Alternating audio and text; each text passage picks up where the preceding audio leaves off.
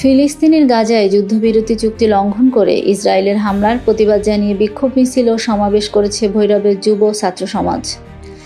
আজ বৃহস্পতিবার বেলা 11:30টার দিকে ছাত্র যুব সমাজের আয়োজনে ভৈরব দুর্জয় মোড়ে ঘণ্টাব্যাপী এই বিক্ষোভ মিছিল ও প্রতিবাদ সমাবেশ পালন করে তারা।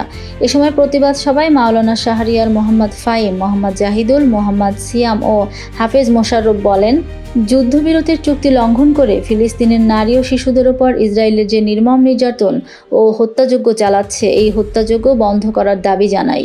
পাশাপাশি বাংলাদেশের জনগণকে ইসরায়েলি পণ্য বর্জনের অনুরোধ জানান তারা। এছাড়া তারা তীব্র নিন্দা ও প্রতিবাদ জানায় এবং সবাইকে এক হয়ে স্বাধীন ফিলিস্তিনের ডাক দেন। আমরা স্বাধীন ফিলিস্তিনের জন্য জীবন দিতে প্রস্তুত। আমরা সবাই এক হয়ে স্বাধীন ফিলিস্তিন প্রতিষ্ঠা করব।